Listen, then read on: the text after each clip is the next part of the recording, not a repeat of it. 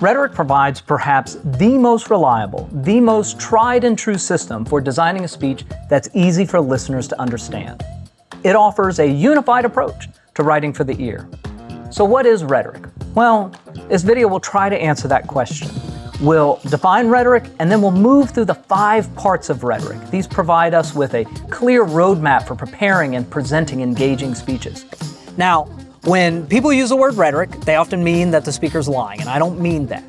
I will admit, the word's gotten a lot of bad press over the past 2,500 years or so. But really, the study of rhetoric is a study of effective communication.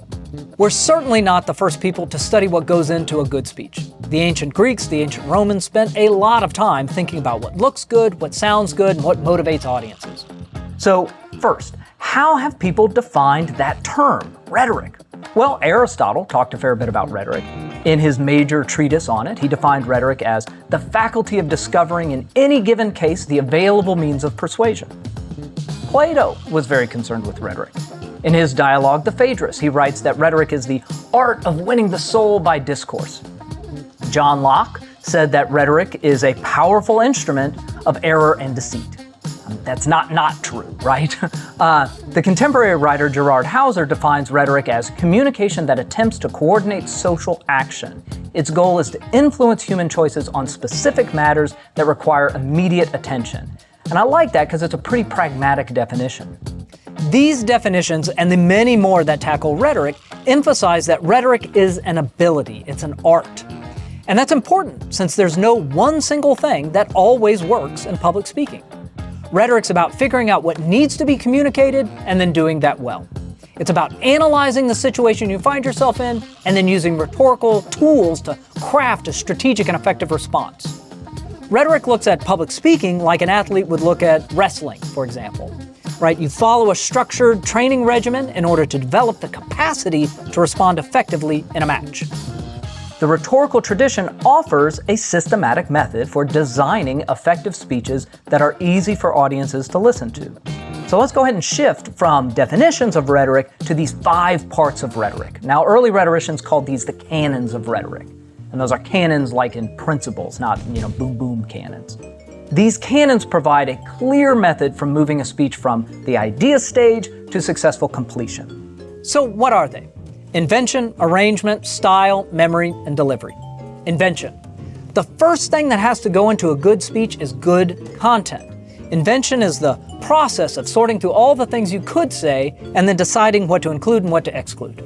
Right? How much background do I need to include for this audience? Do I have enough examples? Do I have enough evidence? Right? Invention just means finding the right balance between what you want or can say on a topic and what the audience needs to hear on that topic.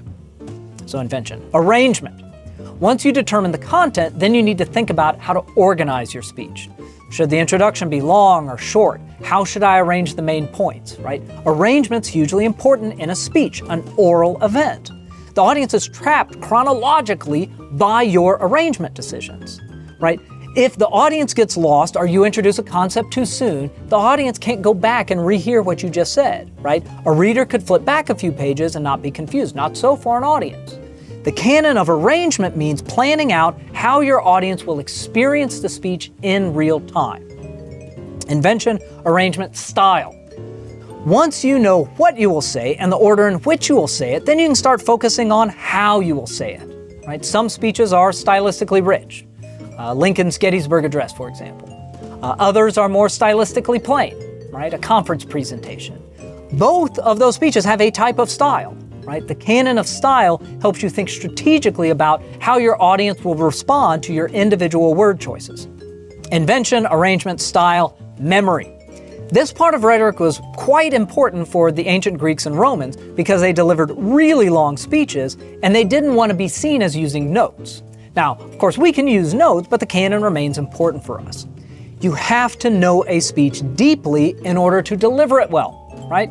Everyone hates practicing. I hate practicing, but I hate looking bad in front of an audience just slightly more than I hate practicing. Okay, it's only by a bit, but just slightly more. So I log in practice time that reinforces my memory of a speech. I should point out, don't try to memorize a speech word for word. That hardly ever works, okay? It usually increases anxiety, ironically enough, right? And it certainly messes with your natural delivery style. So you want to know the speech deeply, but you also want to be able to refer to the notes when necessary. Canon of memory just includes techniques for getting the most out of your practice time and getting that speech into your head. Invention, arrangement, style, memory, delivery.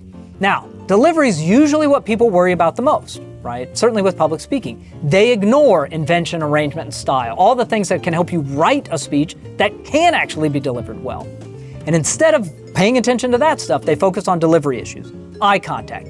Yeah, eye contact's important, but good eye contact's not going to save a poorly prepared speech, right? On the flip side, if you have invention, arrangement, style, and memory down, the delivery is not going to give you too many headaches, right? Obviously, delivery is important. Projection, intonation, movement. The canon of delivery helps us think through the details of the physical and vocal performance of your speech. So these are the canons. Almost all of my teaching and coaching moves through the canons. So in my classes, I have speech assignments. I have students advocate for policies. They start with invention. What's the topic? What does the audience need to hear? Then we move on to arrangement, how to arrange that content in a way that's easy to follow or builds to a logical conclusion.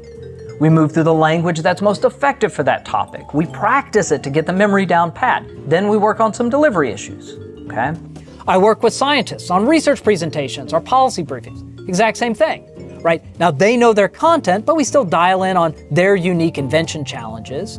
Arrangement, style, memory, and delivery, they go perform, right? At each stage, the rhetorical tradition offers models and guidance, ways for generating content, reliable models for arrangement, tons of useful ways to craft a memorable line, guidance on memory, and just 1,000 things to do for delivery. So look at the rhetorical tradition as a useful set of tools. It's reliable, it's useful, but you have to decide when to use them.